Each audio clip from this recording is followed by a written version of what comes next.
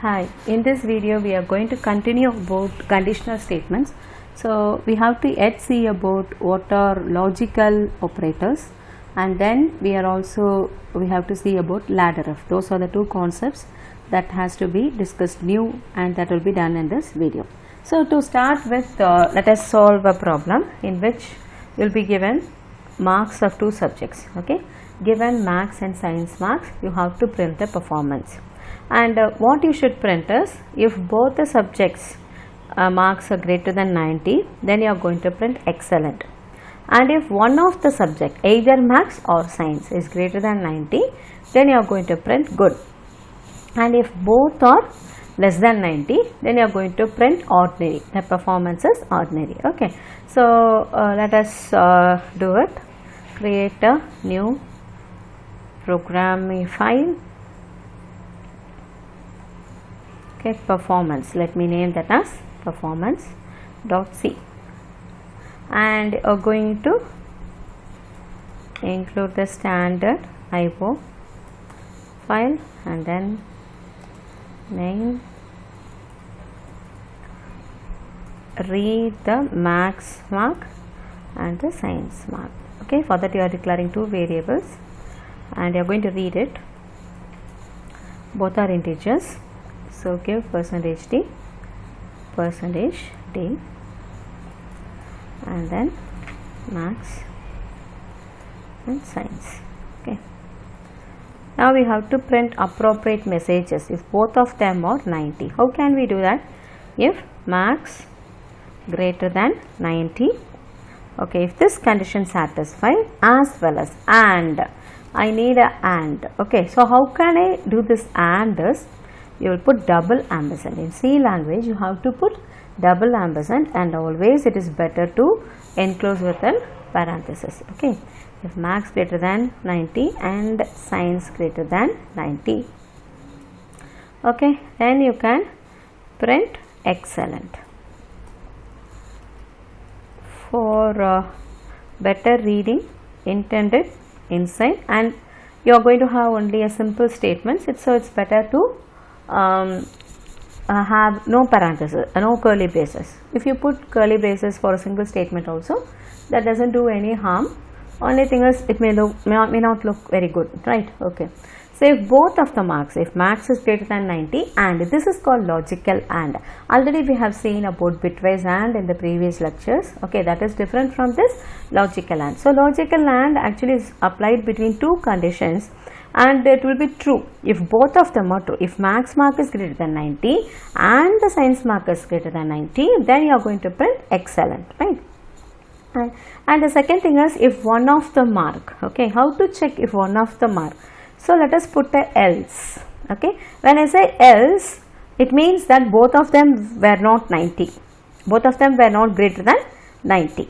Understood? Yeah, when I have a else, if it comes to a else, then I can understand that both of them were not together 90, but one of them would have been 90. Actually this will fail even if maths is greater than 90 and science is not greater than 90. Similarly, if maths is not greater than 90 but science is greater than 90 also, this will fail. This will succeed, this logical and will succeed only if both the conditions are true. Okay, so when I say else, it means that both of them were not true. So what I can do is, I can check either one. Okay, you can say here else maths is greater than 90, or if either one of them is greater than 90. Okay, then I can print good.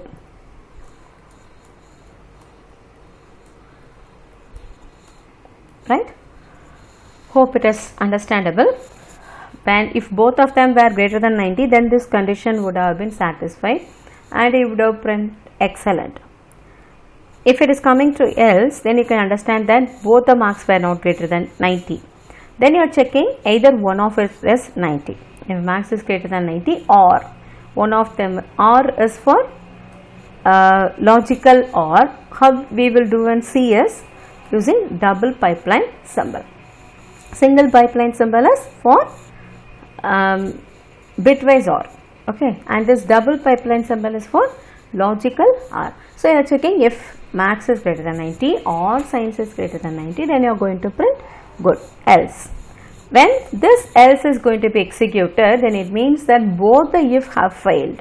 If both the if have failed, then you can definitely understand that both the marks were less than 90. Okay, then you can print ordinary. The performance is ordinary. I have to put a semicolon at the end of the printf. Got it?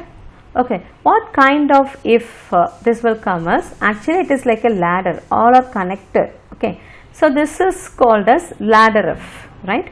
If and then another one else if, through the else it is getting connected. Okay, so this will be called as ladder if. We will see one more example for this.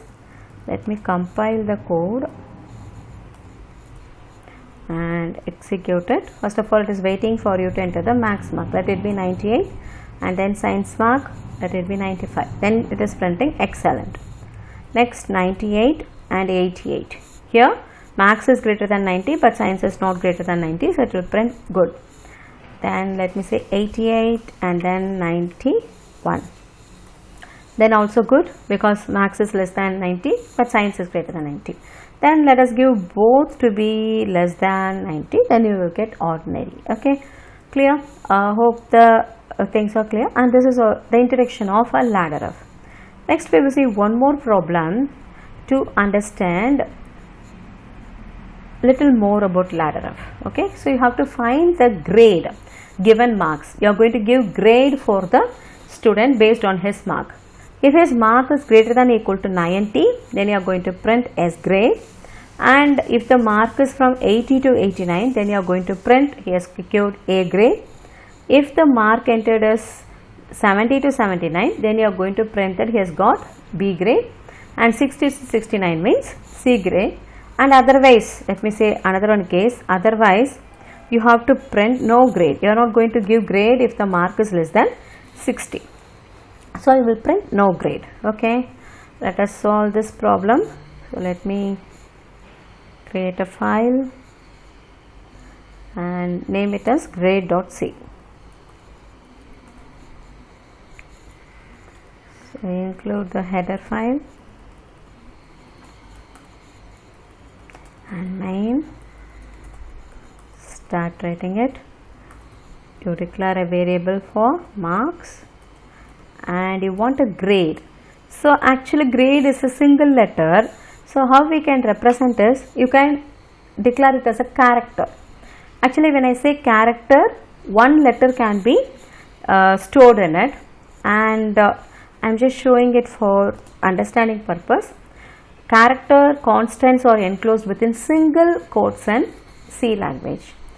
So this is how you can store a character in the character variable. Actually grade is here as a character variable which can hold a character constant. Okay, so when you look at here, when I put something within single quotes, there can be only one character within the single quotes, and that is character constant. So the character constant can be anything. I can have letters, or I can have special character, or can have even digits. When I put digits within single quotes or double quotes, then it's going to be a character or a string constant. Okay, now we will concentrate only on the character constant. So character constants will be enclosed within single quotes, and there can be only one character. That can be a alphabet or a digit or a special character, that doesn't matter. Okay, but now we are going to assign based on the mark. Okay, so first of all read the mark from the user. So to read it, you are saying %t marks. After this you are going to check the value of the marks. So put within bracket if greater than or equal to 90. If marks is greater than or equal to 90, then you are going to say grade is equal to S. Grade is equal to else. Okay, then I have to use else if. Why else if is, say when I say else, I mean that the mark is not greater than 90. When I say else, I mean that the mark is not greater than 90. So it is like less than 90. Okay, if proper values are given, then it is going to be less than 90. In that case, it is enough if I check whether the mark is greater than or equal to 80. Okay, if the mark is greater than or equal to 80, then I can say grade is equal to A. Okay, else if, when this else is seen, then you will understand that mark is neither greater than 90 nor greater than 80. Okay, it is not at all greater than even 80, so definitely not greater than 90. So I can put a else here and check mark is greater than or equal to 70. In that case, you can say grade is equal to B. And then else if marks greater than or equal to 60, then you can see that grade is equal to C. Yes. So when this else is seen, then you can understand that the mark is less than 60. When the mark is less than 60, then you do not have a grade at all. Okay, you cannot you will not have a grade at all. So what you are going to say is grade nothing. Okay, grade is equal to, you can say like okay, let me put as 0 so that I can check it later, right? So I am just saying grade is equal to 0. I am not assigning any grade for that sense. After this, I am coming and checking again if grade is equal to 0, if it is the character 0, then you are going to print no grade. Going to print no grade. I have to put, when I want to print a string constant, I have to put it within double quotes in C language. Okay, so printf no grade, and else you are going to say printf grade secured. Yes, I want to print the value of a variable, so I have to put the format string. When you look at the variable type, it's a character, so I have to put %C. Okay, and here I will say grade. Hope the things are clear. Okay, only thing that is left out is we have not checked the boundary conditions. Since this problem is for checking about marks, you are going to check the marks and grades. You can have additional boundary checking. Assume that there is no negative marking. It's a normal test. Okay, so the valid marks are from only 0 to 100, right? If it is for 100, so I can do that boundary check alone, so that wrong values are not entered. Okay, if I want to do that, then what I can do is, if marks, okay, if marks is greater than 0 or greater than or equal to 0, and I can put a and marks is less than or equal to 100, then only you are going to do any of the things. You are going to do all these checking only if this condition is satisfied, otherwise you are not going to do. So we are going to put a curly brace within for the entire processing. Okay, for the entire processing you are going to put a curly brace, right?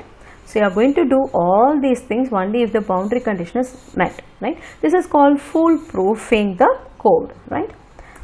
Foolproof the code, right? What is meant by foolproof is, actually when your code is going to get executed, the person who is using it may not have the domain knowledge, right? He is going to give some values. He may not have understanding about what value should be given. Okay, he is a fool in that sense, fool in the domain of the application what you have developed, right? In that case, he may give wrong values. When he is giving wrong values, your system should not break or it should not communicate wrong things. If you have to prevent it, then we will call that foolproofing, right? So what we are doing here is, we are foolproofing this program. So as soon as I read the input, I check whether it's a valid thing or not. Now I expect the value to be entered from only 0 to 100. If it is 0 to 100, then I do all these processing, and otherwise what I can do is, I can give an interactive statement. This else is related to the outer if, right? Else I can give a printf statement stating that invalid marks entered. I can give something like this, invalid marks entered. I can give a more interactive statement to the user. So you can see here, actually this is the outermost if, you can see here, right? And you have got a if inside this. This is nested, okay? A if is inside another if, and when you look at this if, this is a ladder if, okay, because they are connected. See, this if, this if is connected to this if through this else, okay, and this if is connected to this one through the else. So it is like a ladder, okay, and this is a simple if, right? This one is not related to any of the above things. So it is a simple if which is independent, but it is also inside the outer if statement, right? So let us compile and execute this code.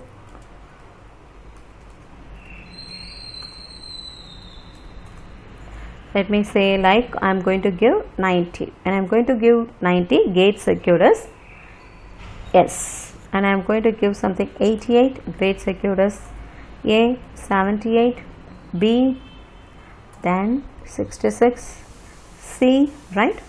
And I am going to give 56, right? No grade. And if I am going to give something like 1 or 2 invalid marks entered, and I am going to enter something like -6 invalid mark entered. Okay, so your code works as you expect. This is about the if and the ladder if, and I want to make you to understand one particular thing, that is how the code will get executed. When I was giving actually 90, I gave the input as 90, right?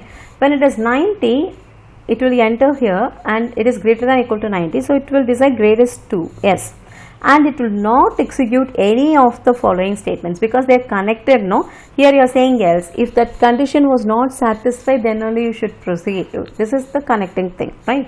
So you are going to do only if this condition failed, but this condition has succeeded, so nothing will be followed in this particular ladder. If this is one ladder, okay, in this ladder nothing will be executed except the first condition when it succeeds, and after that it will directly come here and check whether grade is 0, no, then it will come and print this.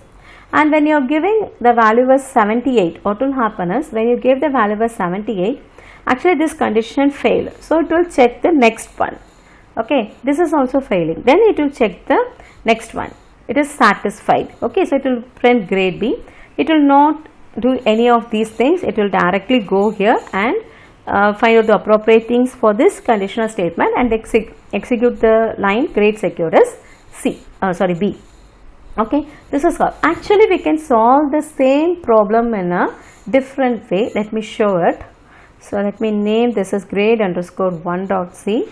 Okay, so the code, everything is same. Only change I am going to make here is, instead of having here as ladder if, I am going to make it as a simple if statement itself. Okay, if mark is greater than or equal to 90, then you are going to print s. Then you are checking mark is greater than or equal to 80, 70 and then 60. Okay, and then actually if I am going to do like this, I will get wrong answers. See what will happen now is, if I don't put anything else, if I remove simply the else, now this is not a ladder if, this all these if have become individual statement. This is number 1, this is number if number, conditional number 2, conditional number 3, conditional number 4, right? And this else will be associated with this. I do not want that to happen. Okay, so I say if marks is less than 60, let me give like this. Okay, and now if I am going to do this, what will happen? For example, I give 90. 90 means, let me show this to you. _1. Yeah. If I am going to give 90, what happened is, you are getting grade as C. What is the mistake here? First of all, it is greater than 90, condition is checked, so grade will be S. And then it goes and check again this condition, because there is no connection, they are individual statements, so statement it will go in a sequential way. Nth statement is executed means n plus 1 statement will be checked. Okay, again it is checking whether it is greater than or equal to 80. Yes, 90 is greater than 80, so it will be A. Then it will go and again check this, 90 is greater than 70, so grade will change to B, and again it checks if grade mark again 90 is greater than 60, yes, it will change to C. Now I am checking whether it is less than 60, no, so this is not satisfied, and comes and checks here and prints grade C. So this should not happen, isn't it? This becomes logically wrong, this is logically incorrect. So to avoid this, what we can do is, you can do like this.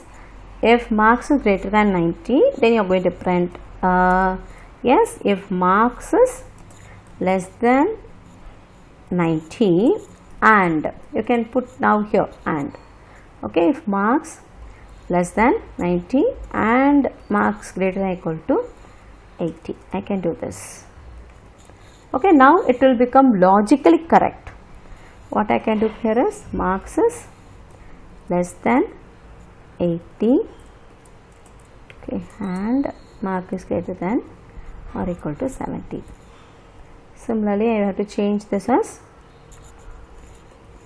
marks less than 70 and, okay, marks greater than or equal to 60. Right? I can do like this. Then this is logically correct now. This is logically correct.